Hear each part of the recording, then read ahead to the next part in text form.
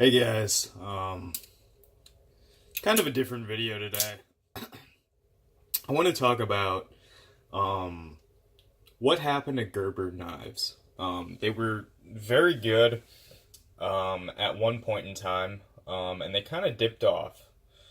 Um, and I just kind of wanted to talk about how difficult it is being a knife company. Not that I have any first-hand experience with that, but I mean, I can only imagine. So, what happened to Gerber knives? Basically, Gerber was bought out by a company called Fisker. They make scissors, they make uh, like office supplies, basically. Cutting tools for office supplies. Scissors, basically, is all they make. And a couple other things. So, why did that hurt them? So Fisker is a big corporation, and when it comes to stuff like this, knives at least, we're a very picky community. And really, we don't like things that make sense. We like things because we like them. That's all there is to it. Um, you know, there's such a variety of tastes in knives out there. Like, I'll talk to somebody at work, for instance, who carries a Medford, and I have this in my pocket. And, we'll kind of not go at it, but I'll be like, really? You like that? That, like, big inch and a half thick blade? You can't cut anything? He's like, yeah, I love it. So, you're just... When it comes to knives at a certain level, like, yeah, entry-level people, this is a cool design. I don't know what this model is called. I think it's the 06 Assisted. It's got some interesting noises going on.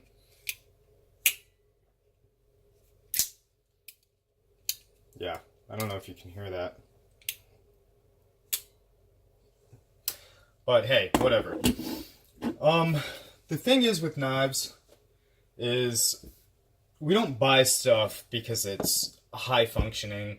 Many of us do, but for instance, this is not high functioning. A lot of stuff we buy isn't high functioning. This is a very functional knife. The integral, the reason why this knife costs what it does, doesn't add to the performance of the knife. It's cool. I like it. And the pocket clip, that adds to the expense. I like it. It's cool. There's really no reason for it. Even with this is a very minimalistic knife in the knife community. So we think. Do you need Maximate? Probably not. You could go with like a 440C and some FRN, and you would probably be good. And most people, they don't even use their knives.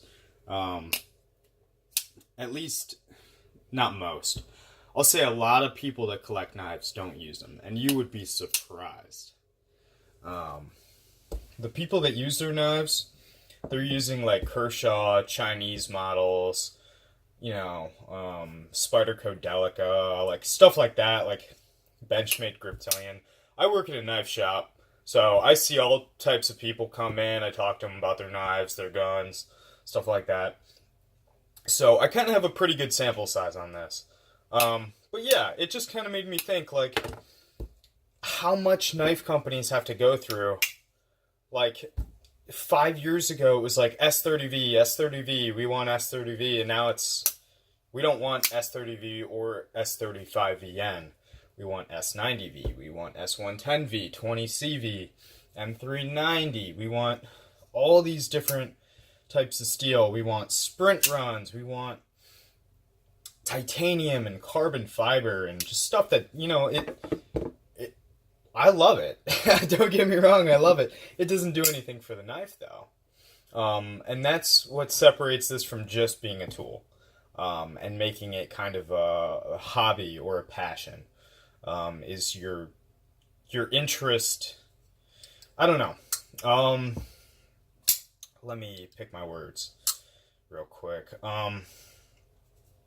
It kind of makes it into like an art, knife making, rather than like I'm sure there's artistic hammers. I know with axes that there's definitely an art there, but knife making at this level, it's not. I mean, at the production level, I still don't think it's quite an art. I would say at the custom level. So, take Rick Hinder for example.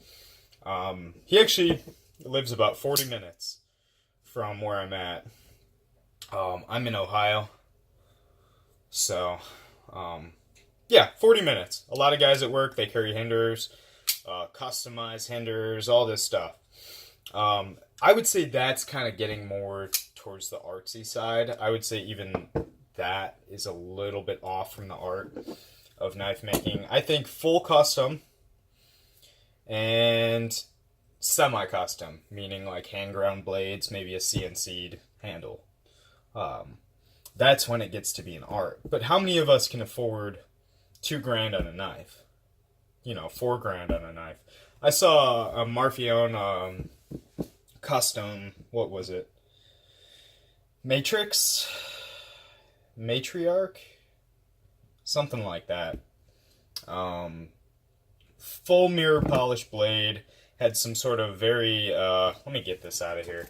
Very exotic handle material. It may have been mammoth ivory. Going for 4,400, or maybe it was 3,400. But even that, I mean, you know, you got to think.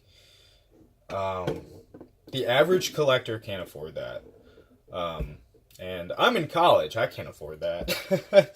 So, this is kind of the trickle-down effect. So you're starting to get, like, whatever... and this is, like, basically economics. The people that are... By buying a product, like, for instance, I buy this product. If companies are paying attention and enough of, you know, titanium frame locks sell, we're going to be seeing more titanium frame locks in the future. So by buying the goods you want, you kind of get to choose the path that the industry might take. And that's, you know, not really... These guys don't really follow that. They're going off of... I mean, they do. They're just very late to the party. For instance, like, speed assist knives. We don't really like those anymore. What else? Tantos that are partially serrated. Yeah, that's not really for me. I mean, all blacked out. We're not in the tactical era. It's not 2010, 2006 anymore. And this knife came out, I don't even think that long ago.